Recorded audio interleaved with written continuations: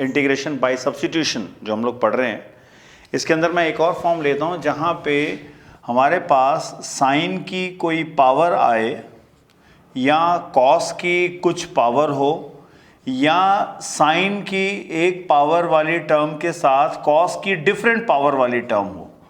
तो ऐसे टाइप के इंटीग्रल्स जिनके अंदर ये इंटीग्रेंट्स दे रखे हैं, इनको करने का तरीका अपन डिस्कस करने वाले हैं। तो हमारे जो इंटीग्रेंट हैं वो पावर में है इस बारी, यानी हमारे एंगल को मल्टीपल नहीं किया गया है, उनकी पावर दे दी गई है।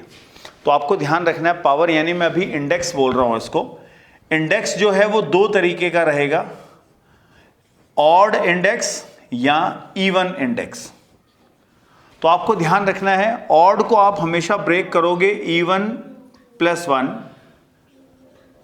ठीक है, और इवन को बाद में देखेंगे। इसके अंदर याद रखना ये जो 1 है ये डेरिवेटिव में हेल्प करेगा और ये जो इवन है ये कन्वर्ट कर दिया जाएगा, ठीक है। तो पहले तो ये एक फॉर्म देख लेते हैं जहां पे ऑड पावर का मतलब है, मान लीजिए हमारे पास आ गया cos 3x और sin 5x।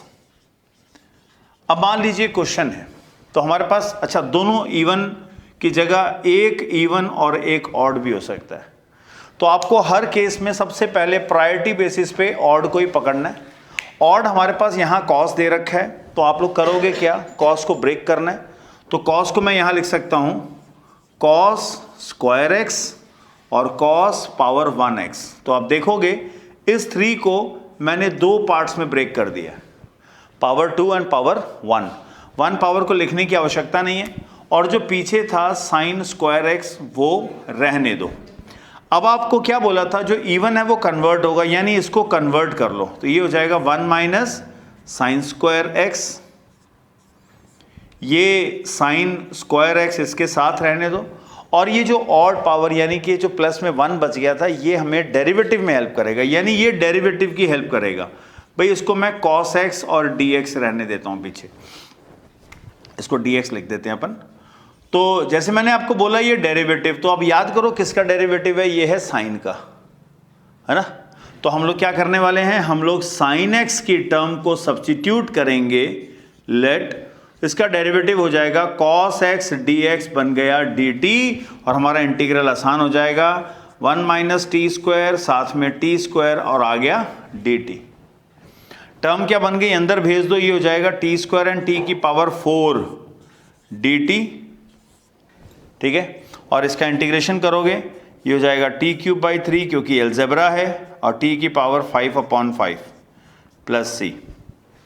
रिजल्ट आ गया और हमारे पास t की वैल्यू दे रखी है, इसलिए फाइनल आंसर हो जाएगा साइन की पावर 3x/3 साइन की पावर 5x/5 प्लस c।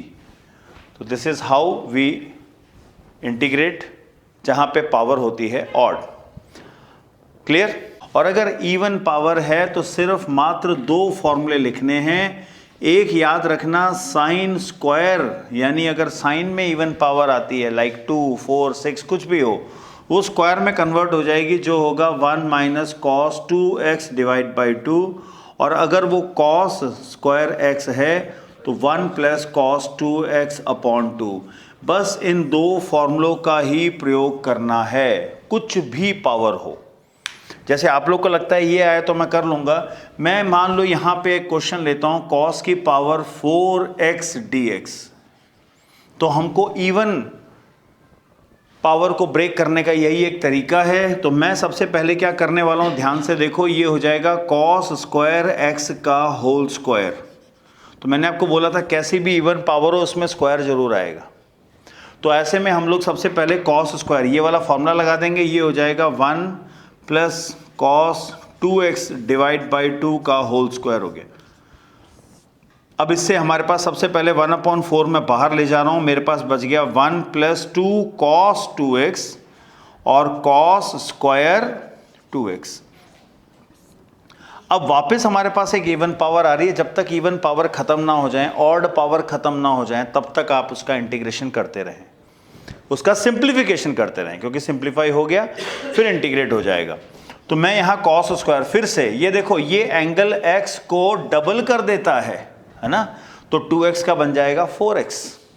तो ये हो जाएगा 1 plus 2 cos 2x plus 1 plus cos 2x का डबल हो गया 4x होल डिवाइडेड बाई 2। अब ये 1/4 हमारा इंटीग्रेशन में आ गया। अब आप इसको खोलोगे, ये हो जाएगा 1/2 नहीं आ रहा, अभी तो मैं 1 लिख देता हूँ क्योंकि बाहर 1/4 है हमारे पास।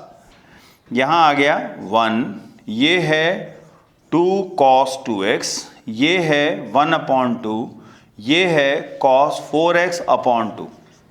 थोड़ी सी चिटिंग बनती है, 1 और हाफ यानी कि 3/2, तो मैं इसको यहाँ से इस 1 को हटा के इसको सीधा सीधा 3/2 कर रहा हूँ। क्लियर? अब आप इसका इंटीग्रेशन कर सकते हैं, तो हमारे पास रिजल्ट आएगा 1/4। इंटीग्रेशन कर लिया है इसलिए मैं यहाँ पे स्क्वायर ब्रैकेट ले रहा हूँ।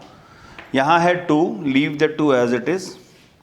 cos 2x का होता है sin 2x/2, फिर 3/2 का 3/2x और इसका sin 4x अपॉन 4, 4 2 ज़ा 8। यानी फाइनल आंसर जो है, आप लोग यहाँ से 2 कैंसिल हो रहा है, ये हो जाएगा sin 2x अपॉन 4, 1/4 अंदर जाएगा, 3x अपॉन 8, 1/4 इधर भी ले जाओ, sin 4x अपॉन 8 4 ज़ा 32 plus C is your answer. तो इस तरीके से हम लोग इंडेक्स इवन हो और ऑड हो तो आप इस ढंग से ब्रेक कर सकते हैं। सिमिलर टाइप के क्वेश्चन इसी तरीके से किए जा सकते हैं।